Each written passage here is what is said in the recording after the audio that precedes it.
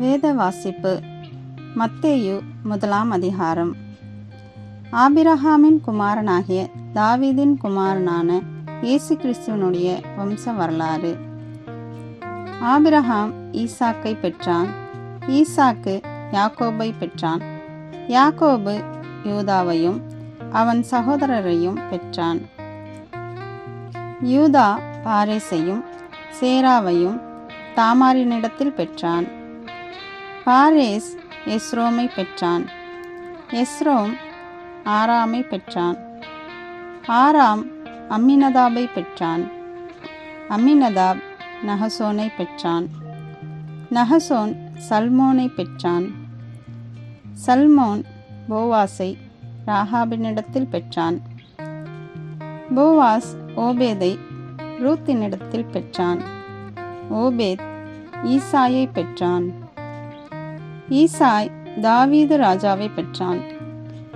தாவீது ராஜா உரியாவின் மனைவியாயிருந்தவளிடத்தில் சாலோமோனை பெற்றான். சாலோமோன் ரெஹோபெயாமை பெற்றான். ரெஹோபெயாம் அபியாவை பெற்றான். அபியா ஆசாவை பெற்றான். ஆசா யோசபாத்தை பெற்றான். யோசபாத் யோராமை பெற்றான். யோராம் உசியாவை பெற்றான். உசியா யோதாமை பெற்றான். யோதாம் ஆகாஸை பெற்றான். ஆகாஸ் எசேக்கியாவை பெற்றான். எசேக்கியா மனாசேயை பெற்றான். மனாசே ஆமோனை பெற்றான். ஆமோன் யோசியாவை பெற்றான். பாபிலோனுக்கு சிறைப்பட்டு போகும் காலத்தில் யோசியா எகோனியாவையும் அவனுடைய சகோதரரையும் பெற்றான். பாபிலோனுக்கு சிறைப்பட்டு போன பின்பு எகோனியா சலாத்தியேலை பெற்றான். சலாத்தியேல் சொரோபாபேலை பெற்றான். சொரோபாபேல் அபியூதை பெற்றான்.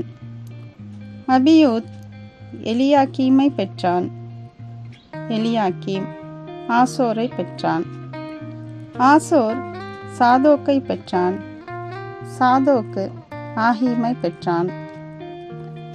ஆஹீம் எலியூத்தை பெற்றான். எலியூத் எலெயாசாரை பெற்றான். எலெயாசார் மாத்தானை பெற்றான்.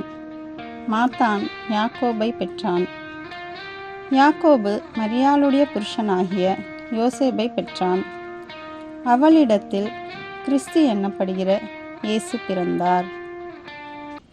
இவ்விதமாய் உண்டான தலைமுறைகளெல்லாம் ஆபிரகாம் முதல் தாவீது வரைக்கும் 14 தலைமுறைகளும், தாவீது முதல் பாபிலோனுக்கு சிறைப்பட்டு போன காலம் வரைக்கும் 14 தலைமுறைகளும், பாபிலோனுக்கு சிறைப்பட்டு போன காலம் முதல் கிறிஸ்து வரைக்கும் 14 தலைமுறைகளுமாம்.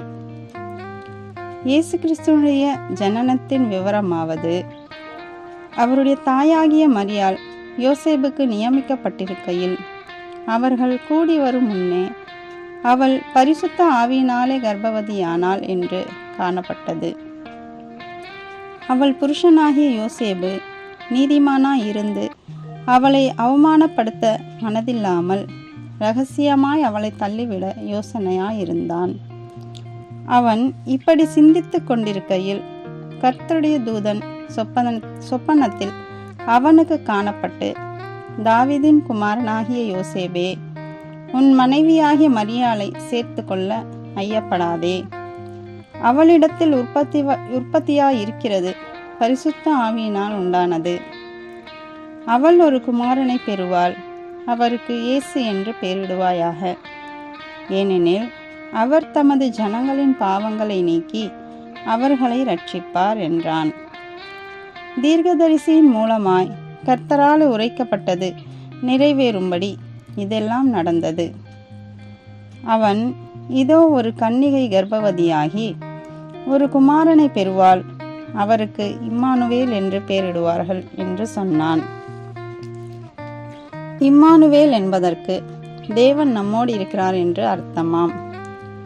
யோசேப்பு நித்திரை தெளிந்து எழுந்து கர்த்தருடைய தூதன் தனக்கு கட்டளையிட்டபடியே தன் மனைவியை சேர்த்து கொண்டு அவள் தன் முதற் பேரான குமாரனை பெருமளவும் அவளை அறியாதிருந்து அவருக்கு இயேசு என்று பெயரிட்டான்.